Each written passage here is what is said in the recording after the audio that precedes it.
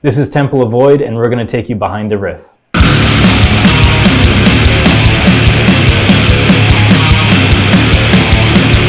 This is track 2 on Summoning the Slayer, Deathtouch.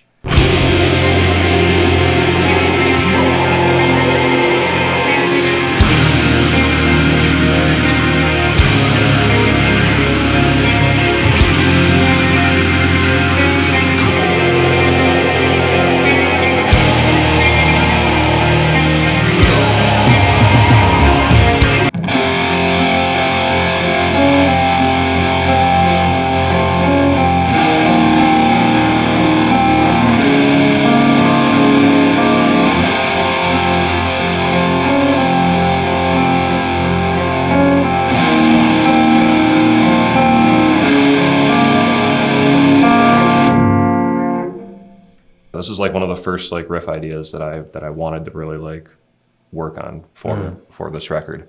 For me, I wanted something that was, real big. And what I like about this is just it's just these real simple, just big chords, just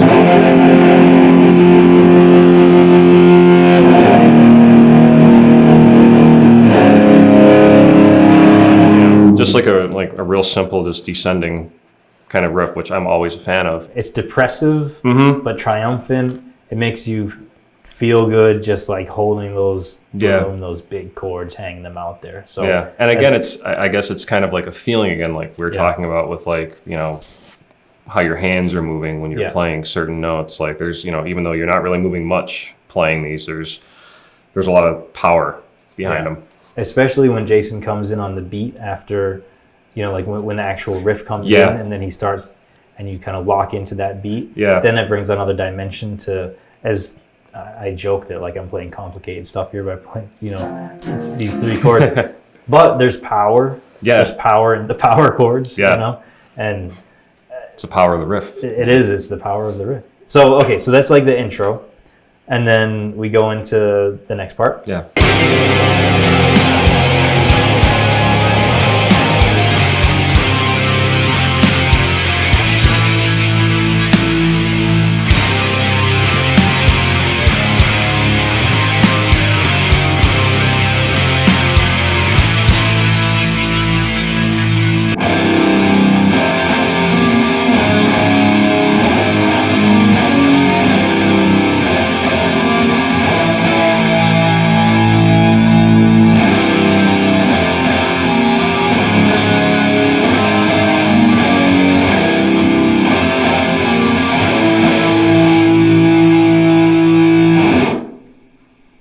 So the truth be told, we like Paradise Lost.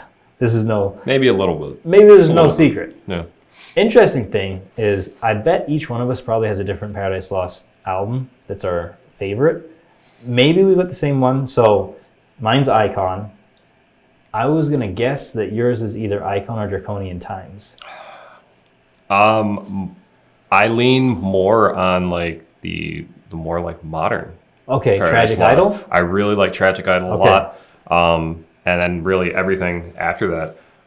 Even like Faith Divides Us, Death Unites Us has some pretty like heavy stuff in there. And like Gregor McIntosh's riffing is just...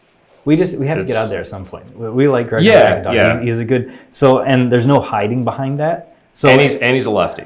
So I gotta give him, there's not a lot of lefties out there. No, so that's true. So if there are a few bands that everyone in Temple of Void likes, very few bands that all 5 of us listen to. Yeah. But Paradise Lost is one of them.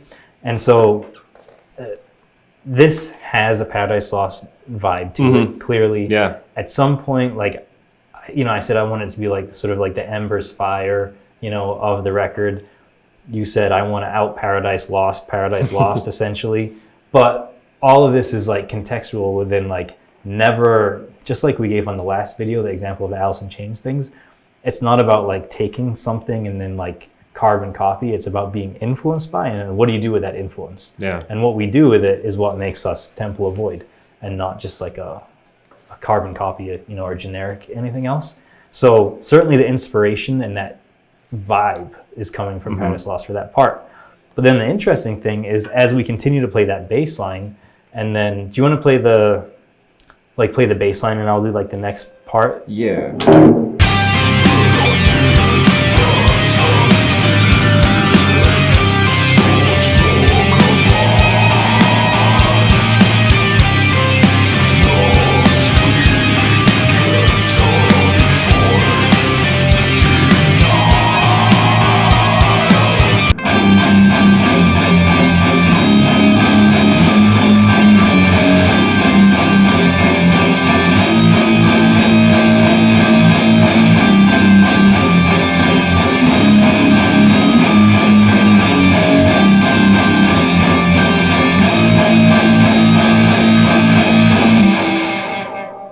And that's really just a different way of playing, like the previous riff in the song, where you're doing your octave lead.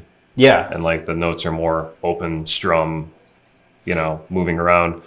When it moves to the, before it's, just the drums and the bass doing it, and then the guitars come in and you're chugging, and you have this different kind of lead over it. And the thing that's interesting is, depending on like your history, your context, like what you listen to, you're going to hear different things in there. So before this, when it's just the bass line playing that main riff that Don was playing on guitar, every time we play it, I always see the cheerleaders from Smells Like Teen Spirit. Like they're like in the room with us whenever we play that part, because of his like do do pa do do do pa, like it totally, and it's just the bass line. It's like that's the grunge thing coming in. Like I see and hear Nirvana, when that comes in. But the same token, if you're got typo negative on your mind, then it totally has like a typo feel to it too. So it's just depending like where you're coming from, like what you hear and what we feel goes into it. So we kind of have it high, we break it down into like the bass section, then we start to bring it back up again when you chug. And then I'm doing this part on top. And just to talk about like the different background, with the first time I played Mike said it sounded like the Cranberries. I remember that. Yeah. I do remember that, yeah. It's, what is this? Nirvana, Cranberries, typo, Paradise Lost. Right? Like it's a big mashup of stuff. So then the chorus.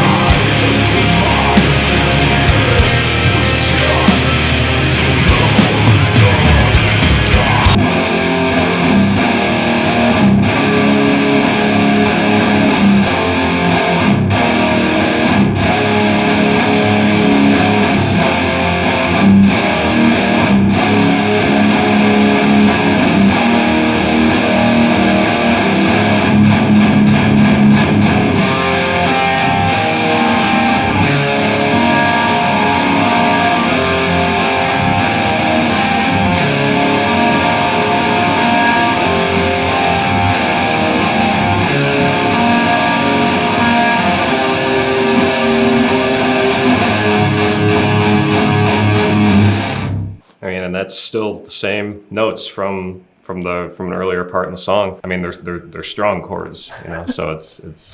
I think we're getting a lot of use out of it. We're getting a lot of mileage out of it. Yeah.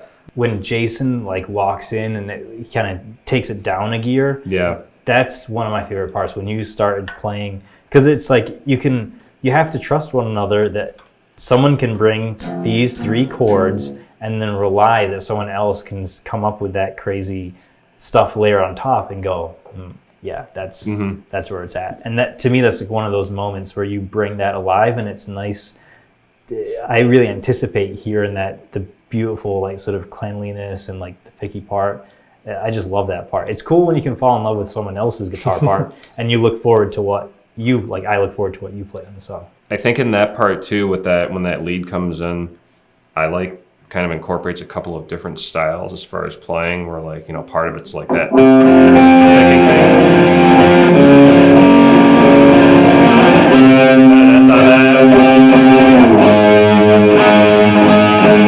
just a couple. I think it kind of creates like a sort of a dual vibe, but within the same kind of piece. Now we've got the big part in the middle.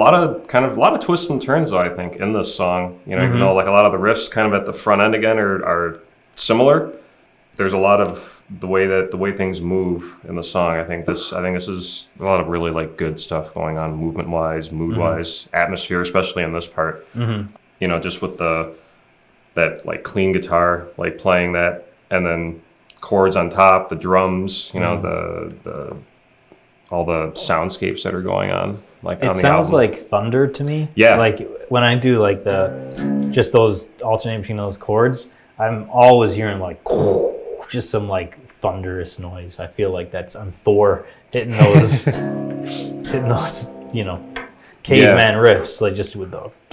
It's to me that part has a vibe of like, oh man, like something bad's like coming up, like something, you know, like watch out. Yeah. Holy shit, whatever, you know, whatever you want to say, you know. And then, I mean, the part that follows it is yeah. That's like, I think that's one of the meanest parts on the record. Yeah. I think. And again, like Jay's groove in that part really. It's fun to play. Yeah, yeah. I'd say that's one of the funnest parts too to play. Yeah.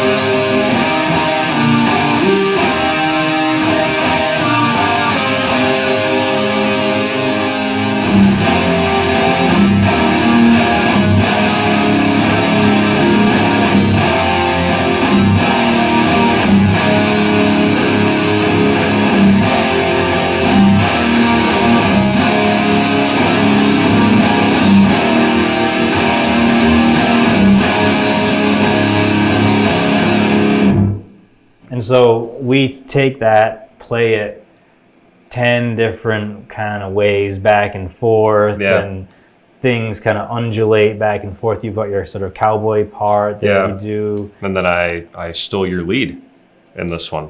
Yep, you take... After I do the little cowboy thing, then I come in and do like my version of your lead, which isn't really all that different. And then I come back in, we sync up on that harmony that we just kind of started that break with. It's just something to really focus on. Yeah. It's beautiful, and it kind of gets like, I don't know if transcendent, but meditative maybe, you know, like as for us, we can just kind of keep on riding on that. And it's a nice part just to kind of vibe out on.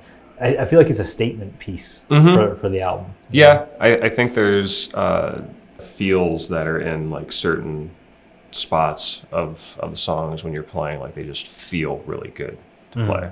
Yeah, and it's a great thing about writing with people that you trust, because you can take something good and make it great, or you can take something great and just make it like spectacular. Yeah. So as much as it is cool to play that initial, it's a cool riff, but then you wrote the harmony to it, and then the harmony starts going in different directions, and it's like takes that great riff and like elevates it even further. So it's good teamwork there. Yeah, you know. So I think that's that. We got some pizza upstairs that we got to eat. So we'll probably call it for this song and then catch you in the next episode.